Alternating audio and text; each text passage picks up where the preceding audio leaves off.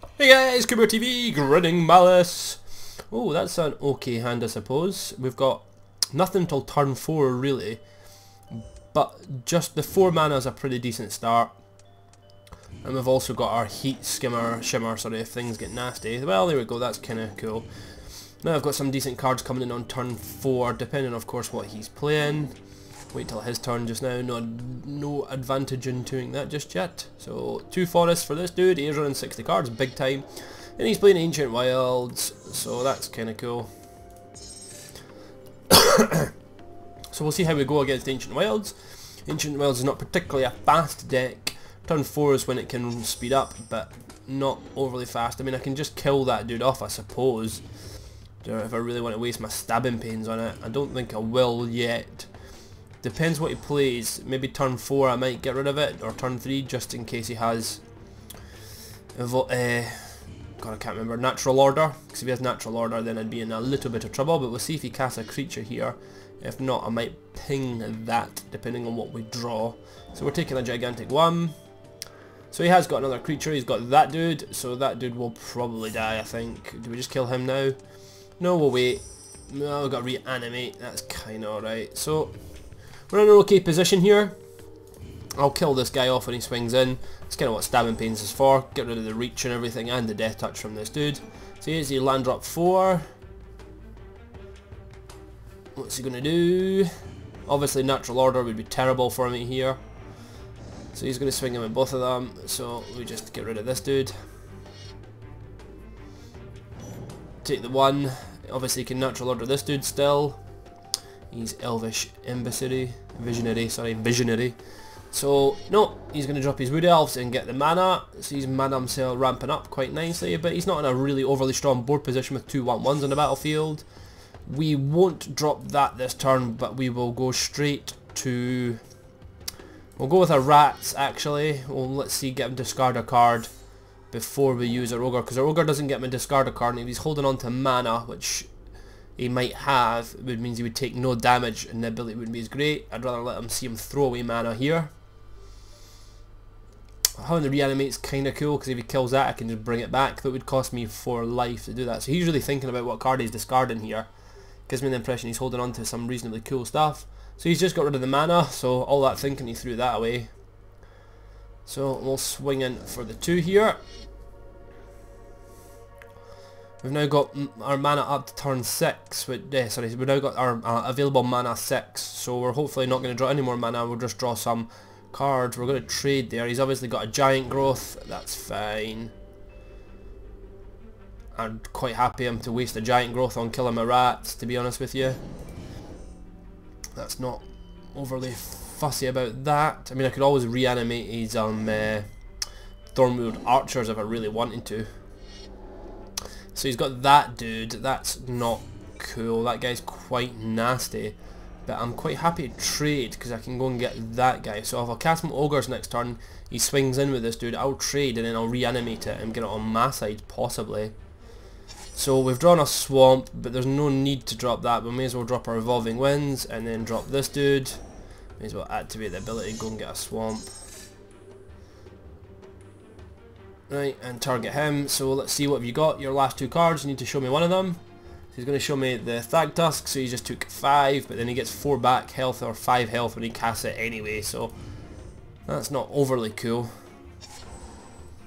But we're okay, I'm not worrying too much, we can still draw some cool cards. Could have been a better board position. He's got 3 cards in hand, one of them we know is the Thragtusk, so he probably will cast that, I'd assume. Definitely going to trade if he swings in with this dude. So obviously there's a Thragtusk down, we knew that would happen. But then would I reanimate my Ogre maybe? Maybe it'd be better to reanimate my Ogre. I don't know, what's this cost? This is only a 3 cost, so he's not even going to swing in, which is interesting. Well, that's kind of cool. So we'll drop our Swamp, right, so let's think here. We've got 6 on the battlefield. Now if I kill that I'm still going to be putting a 3/3 down. So, but then he might trade. But then I'd probably want to cast this first and see what we get. So I think we're probably just going to kill off the Thragtusk now. I think that's going to be the play. Kill off the Thragtusk now and see what the Cascade gives us. I know it gives him a beast token, but that's cool because it gives me that dude, which means he can swing him. And it gives him a 3/3 token, but that's fine by me. We've got Reanimate, so I can go and get his Thragtusk as well if I want. That's a sorcery, so we'll swing in. This guy makes you discard a card, so we get him down to 1 card. Now, I will reanimate the Thragtusk for the purposes of... come on, hurry up, dude. This gives me 5 life when it enters the battlefield, but it costs 5. So I'm not going to lose any mana by using that on him. So he's got rid of his other archer dudes. So we'll go into your graveyard. We will take your Thragtusk, please. And we'll put that on our battlefield in our position. There we go. And we don't lose any life because it was 5. So that's kind of cool. That's worked out. And now we've also got the beast token available as well. I can also duplicate that creature if I want and swing in, which we might do. Obviously he's got 2 cards in hand, but he'll have to get rid of one of them. So there's natural order. That's quite bad for me actually.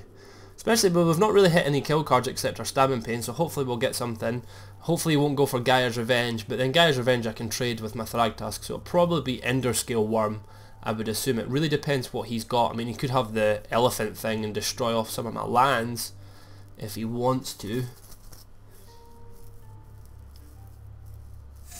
So what's he went and got? So he's went and got a Vengevine. Okay. That's interesting. Why would you go and get a Vengevine? I'm not really sure about the thinking behind that play. That seems a bit of a waste of a natural order to me. But then I don't know what he's running in his deck, so we can just kill the Vengevine, I suppose. Right, so let's drop this down, let's work this out. Do I take a copy of this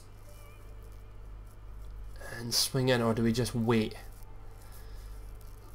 I'm not sure here. I should maybe be the more aggressive, so I should maybe possibly swing in. I'm not sure. Let's have a think. I could copy. I've got 7 open, so I can't cast both that, but I can copy this, swing in with them both, and this dude. So that's probably what we're going to do. We're going to Heat Shimmer. We're going to copy it. It does have haste, doesn't it? It comes in with haste. Yes, of course it does. Make that, and then swing in with these 3 boys. Let's get in for the damage. I'm hoping he'll block this one, because then I'm hoping I'll still get the ability for getting the beast token from it, but I'm not sure how that'll work. I'm not sure if it'll be a copy of a beast token if he blocks it, but I get to make him discard his last card, and he has to trade something or other here. So he's trading 1 Thragtusk here, but he's going to take the damage. That's fine. So discard your last card. And we've got a beast token. I'm a little, oh, and it was that dude that was in his hand as well, so I'm kind of happy about that. A little bit disappointed, but we do get the beast token from copying it, so that's kind of cool. I like that little. I wasn't sure if that would work, but it did die, so we get a proper beast token, so that's kind of nice. I like that little play. It's good to know in future. He's on 1 card. I think he's in a bit of a bad shape now. We've got him down to 11. I can Wrecking Ball his face if he swings in. He's not gonna, so do I just kill off a creature here? I think we will just kill off this dude. Or maybe it might have been better to do the Vengevine, but I just know he gets the Vengevine back. He's still holding on to 1 card, which he's about to lose anyway. We're just going to swing in with the team here. So the Vengevine was probably definitely the play to kill there. It was probably silly not killing the Vengevine, to be honest with you, but it makes no difference. If he doesn't block, he knows he's lost, obviously. I mean, I'm swinging in for 11 damage, dude. Right, so you trade in there. And he's not going to block with Vengevine, he's going to hold it back, but I've still got loads of health, so this is pretty much over. I don't think there's anything he can now do here. I've still got plenty of power on the battlefield. He's used one of his natural orders, he's thrown away a land, so he has to top deck something pretty cool here. And obviously didn't top deck anything of interest.